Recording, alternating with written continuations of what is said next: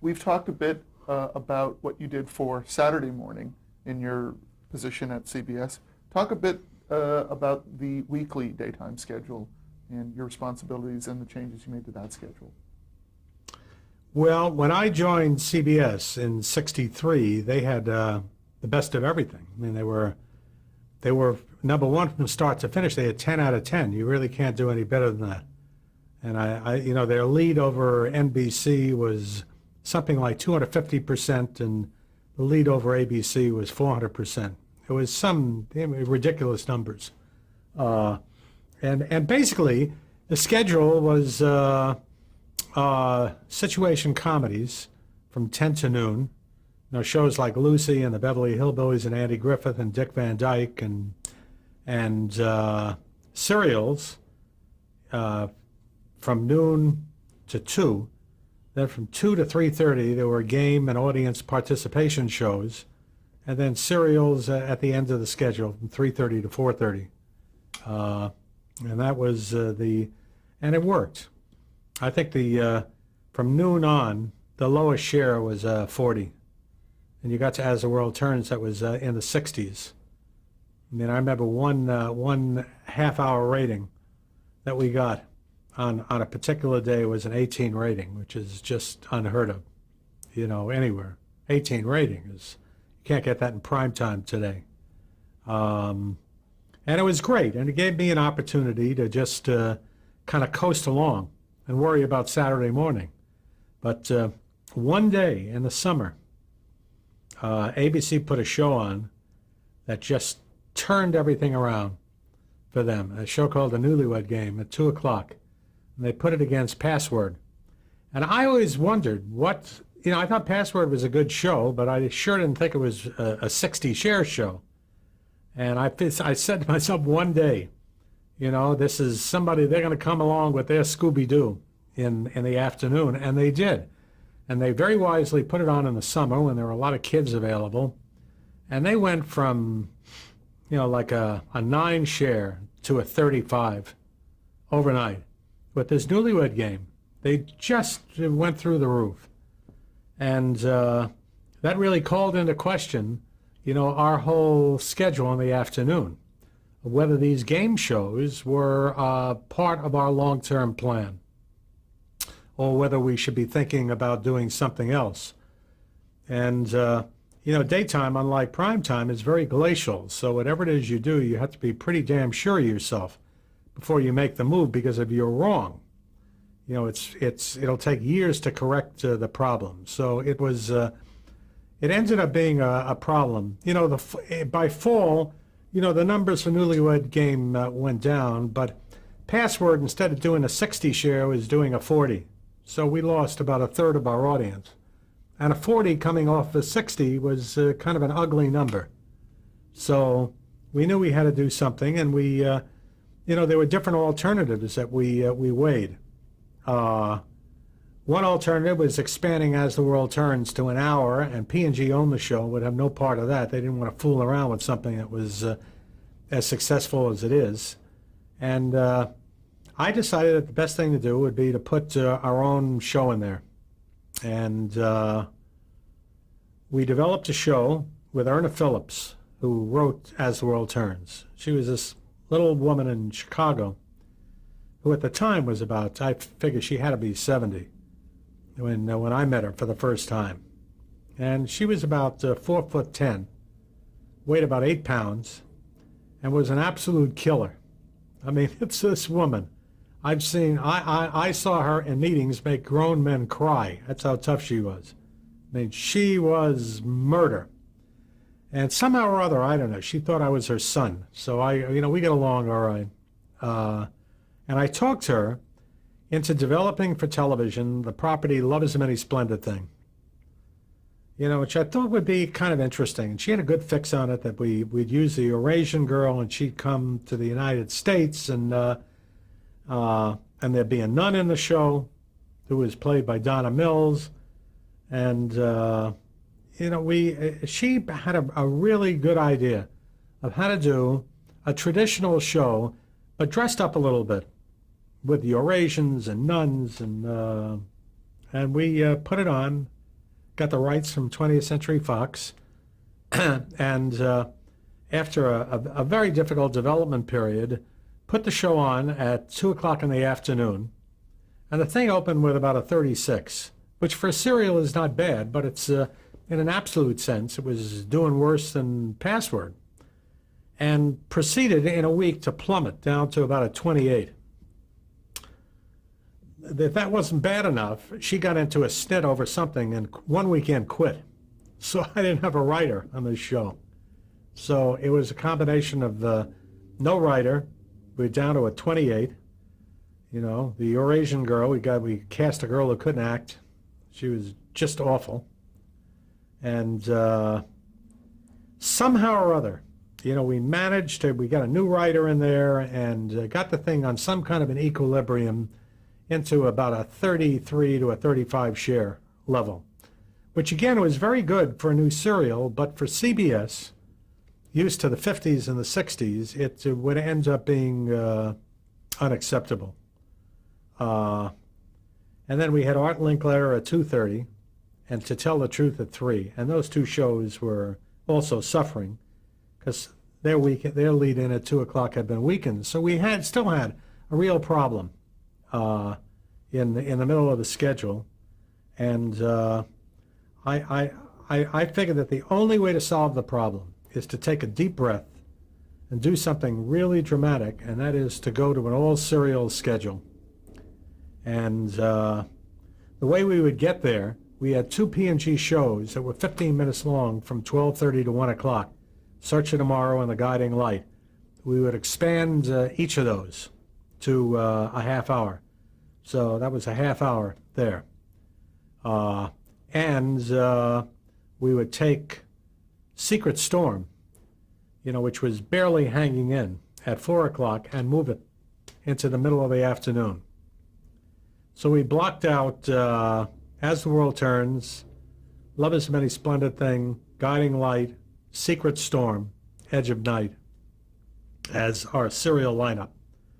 And took a deep breath and believe it or not, the show is held in there at fairly decent levels, but what did improve were the demographics. You know, from 2 to 3:30, that even though the number of homes was lower than what we've been doing, we were reaching more young women. And so the sales department said, we'll sit with it and let it grow. And over a period of time, and it took it took about 3 years, but those shows slowly just started, creatively were improved. They started to work, and ultimately, you know, we ended up with a very, very strong, dominant serial lineup. We also went into the 11:30 time period with Love of Life and put a new serial at noon. So we blocked out serials from 11:30 in the morning until 4 o'clock at night. And not since the days of radio had anything like that been done. Ultimately, and it was a real heartbreaker, you know, we just couldn't stay with Love is a Many Splendid Thing any longer. The other show is in front of and behind it was started to build, and this thing still just kind of sat there. And we ultimately talked P&G into expanding As the World Turns into the 2 o'clock time period, you know, which worked very, very well, and ended up with a schedule that was very strong. In the early 70s, we bought, or the late 60s, we bought Young and the Restless from Columbia. That was created by Bill Bell, who was one of Erna Phillips' proteges, and that ended up going at noon.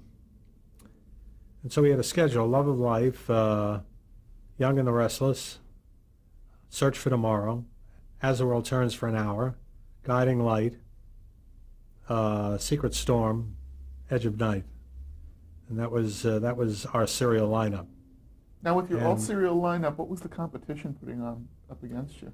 Well, it was kind of a hodgepodge. ABC had games.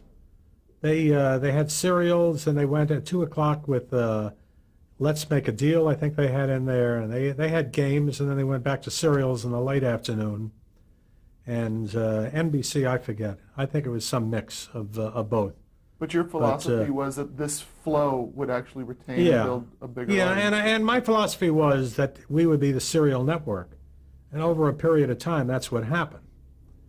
You know, obviously there were the strong shows drove the schedule. And the strong shows being As the World Turns, Young and the Restless became a strong show. I mean, that's still on the air today. All these shows are the exception of Search for Tomorrow and Secret Storm. Most of the shows I mentioned are still on, and it worked. And to this day, CBS is blocked out. They've got serials in the afternoon. I mean, I believe they've got Young and the Restless, As the World Turns, Guiding Light. I think that's it. Bold and Beautiful song. Bold and Beautiful, yeah, somewhere in there. But it took an enormous amount of work. You know, it's a very, very specialized area, the serials. And there are really only a handful of people who know how it works. You know, there was Erna Phillips, who came from radio serials, and she's the only one that survived from radio into television, because there were a lot more than Erna Phillips in radio. You know, Lane Carrington, the Hummerts. But she managed to survive and go and then in television, she trained Agnes Nixon and Bill Bell. Agnes Nixon went on to create All My Children, One Life to Live, and I think one other show, which escapes me. Bill Bell created Bold and the Beautiful and Young and the Restless. Oh, Aggie also created Another World. So basically, you know, you have Erna and then Aggie and Bill and then all of their proteges who are basically head writing all the shows. You know, in daytime, the star is the head writer. Erna in those days, you know, when she did Love is a Many Splendid Thing, was making over $1 million a year. And that would be the equivalent today of 8 or 10 million. You know, that's how important she was, and she knew it. So now the morning presented a different set of problems for us. You know, while we had all this upheaval in the afternoon, in the morning the situation comedies were starting to wear out, and there were not good comedies to replace them. When I got there, the cream was playing.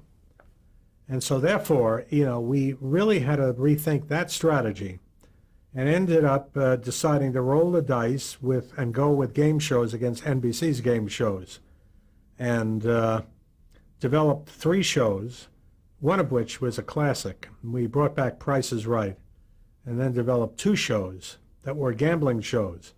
One, I brought Jack Barry out of the wilderness to develop Joker's Wild with a slot machine. And we did another show called Gambit with Hita Quigley, which is based on the 21 card game. And put that lineup on for 90 minutes. Joker's Wild, Gambit, Price is Right, and didn't lose a home. I mean, we kept our numbers, but tripled the amount of adults watching the network, because the comedies had reached kids and not a lot of adults. And that got us into the game show business.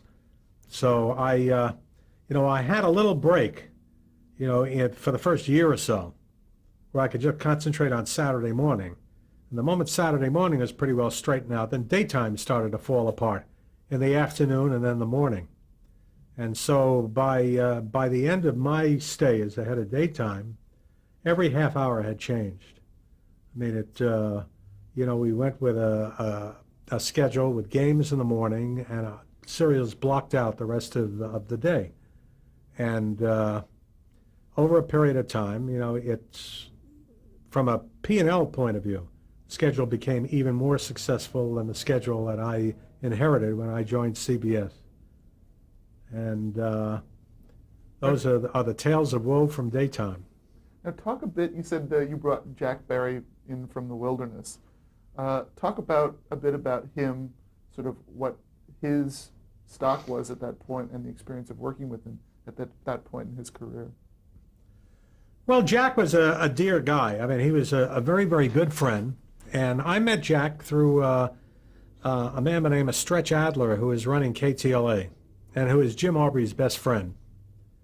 And Stretch had a deal with Jack Barry to do some local game shows.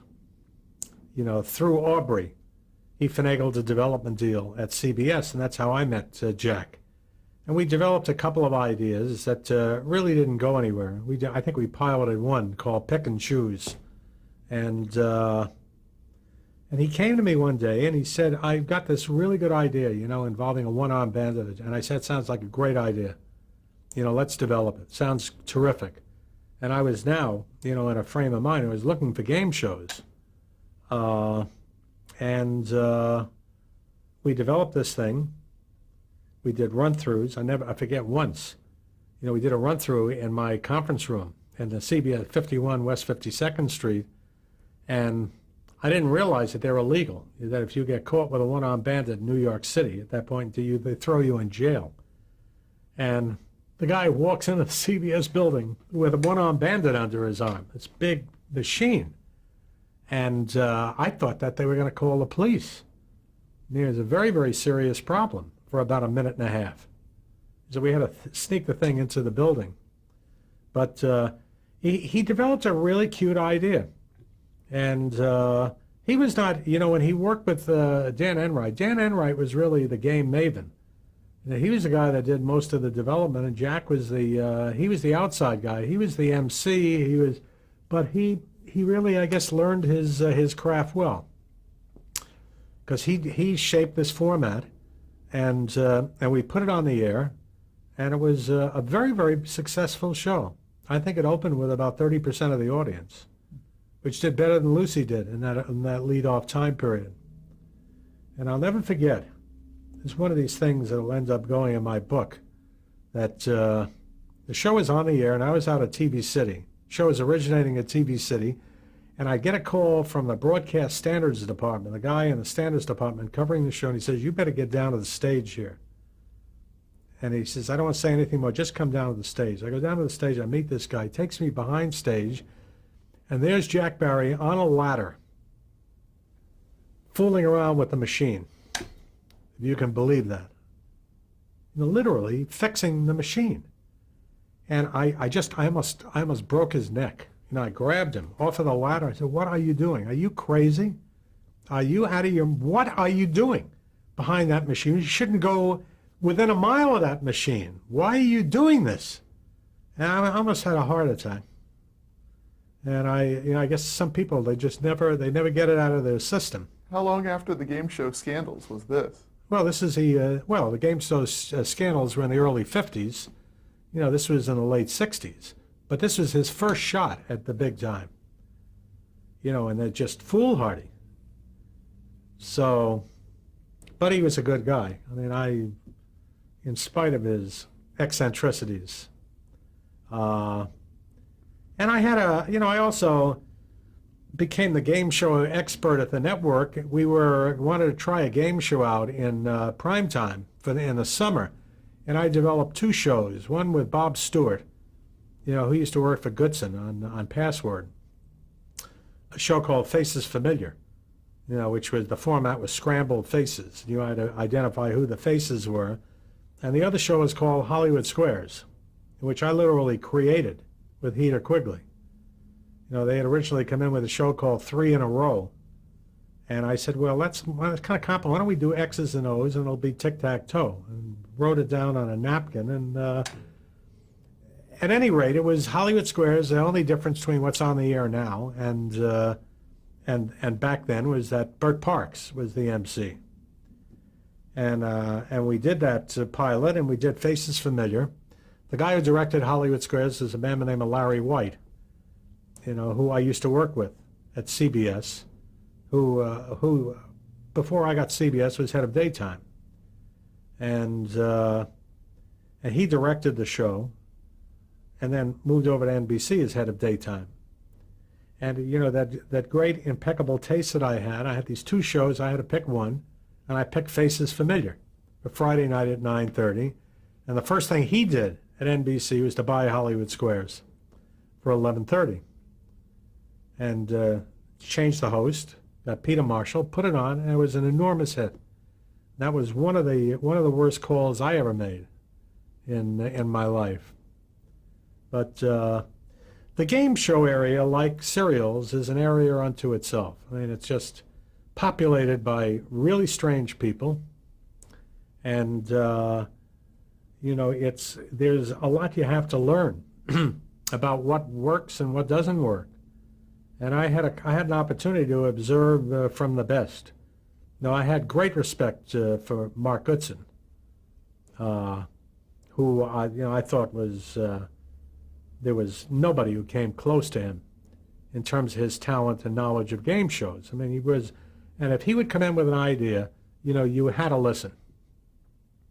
And chances are 99 out of 100 that you would buy the show just because he was involved in it. Then you had people like Heater Quigley, who were not in the same league as Mark Goodson, but were good, dependable game show producers. And they did shows like Hollywood Squares, and before that, Video Village, Celebrity Game, and Monty Hall was another one. And then out of nowhere came Chuck Barris with his own brand of he was like the Fox of the 60s and 70s. What the Fox network was to the big three networks, that's what Chuck Barris was to the establishment, with Dating Game and Newlywed Game and The Gong Show, and so that was like a whole new take on game shows. But what happened is that over a period of time, game shows got in disfavor, and that as you moved into the late 70s and 80s, the games were replaced by serials and talk, and right now on the three network schedules, there's but a single game, which is Price is Right, and that's about it. Everything else is either talk or serial, and there are very few games in syndication. It's just a handful. And I think one of the problems being that the demographics on games are usually very old and not ABC very is learning saleable. this year. Yeah, they're learning the hard way with their Millionaire show. Now, in 1970, you were promoted to Vice President of Program Planning and Development. How did this change your life? What were your responsibilities? Who did you report to? Talk a bit about that change for you. Well, that change just, was that in 70? I thought it was a little earlier, but at any rate, because in 70, I ended up getting promoted to program head. But about a year before that, the program planning and development just meant that I would spearhead development in New York, which was non-existent, and would participate in the program meetings and for prime time, and it was just a way to kind of keep me happy because I really was getting tired of daytime. I really felt I had done it, and with the cartoons and the game shows and the serials, and I really wanted to move into the primetime area, and there's a way to keep me happy. But in reality, I developed a bunch of stuff in New York that never got on the air, and I did go to the meetings though, so I had an opportunity from about 1966 to 70, to be involved in all the scheduling meetings, screenings, and that was interesting. Who were some of the other people in those meetings? Paley. He went to all the program meetings, all the screenings, and he was chairman of the board, and was really the chief programmer. Mike Dan, the head of and his immediate staff, the head of sales, head of research. Talk a bit about William Paley, your first impression of him. That he was in charge. He was the owner. He was the owner, and he was in charge, and you had to treat him with a good deal of respect, which he just assumed you do. He was very smart. I mean, after all, he built that company. first in radio and then in television, and had very definite opinions about shows. And he was right, but often he could be very wrong. I mean, he hated All in the Family. He hated the Munsters, and it went on to be a big hit. So there are many instances of where he wasn't right. But it was his store, and you really had to listen to him. And I remember once, his favorite show was Gunsmoke. And this was the year that the sales department was determined to get some of the older demographic shows off of the schedule. And the president of the network, who had been head of sales, got up and he took Gunsmoke off of the board. It had been at 8 o'clock Monday night, and just ended up moving Gilligan's Island and another comedy in there. And Paley looked at him and he just said, "Put it back." Didn't have to say another word, and you knew he was out. He was finished. And that guy got fired in about a week. He just got so crazed seeing him take his favorite show off the air. Put it back. And that was Paley. And he was involved in all the meetings. And I understand, even after I left CBS, well into the 80s, and then he got very old. Fortunately, I didn't see that. He was much more, when I was there, he was very vital, and he was a handful. So you then succeeded Mike Dan as head of programming. Right. Talk a bit about that, about sort of the breadth of your responsibilities in that job. Well, my title was Vice President Programs, which was included being responsible for everything that had to do with entertainment programming. It was nighttime, daytime, children's, specials, late night, morning, everything. So that it was a very unassuming title, but it was actually larger than the president of entertainment at ABC or NBC or CBS today, because it encompassed everything. And it was a very big job, and it was I came into it. The reason I made a change is that they were troubling times for CBS. That CBS had coasted for too long a time with a lot of these old shows. Shows like Gleason and Red Skelton and the Ed Sullivan Show and all the hillbilly shows. And on a homes basis, they were running neck and neck with NBC. As a matter of fact, to win by 1/10 of a point, the season that I took over, Mike Dan spent millions of dollars on a thing called Operation 100 that involved wall-to-wall stunting during the months of April and May, just so that we could say we won the season by 1/10 of a point. And I think that's finally what did him in. Buying movies like Born Free and putting them on, and it worked in the sense that we won, but you won the battle and lost the war. Because the fact is that we had an old schedule that was really directed toward very old people in rural areas, and that our company-owned stations, cities like New York, Chicago, and Los Angeles, were dying with this schedule, and that something had to be done. And I think there was total agreement. Bob Wood, who was president of the network, his boss, Jack Schneider, and Paley said, let's bite the bullet, and let's turn the schedule over and do it as quickly as you possibly can. And I got there, and unfortunately the shows that they put into the fall schedule were really lousy shows. They had a bunch of young kids running around. There was a show called Storefront Lawyers. There was another show called The Interns. But they were junky shows. And, they just, another show called Bearcats with Rod Taylor. It's kind of a half-ass Western that was set in the 1900s. Just a lot of really bad shows, and none of them worked. So, I'm sorry, if you can hold that thought, I'm told we need to change tape.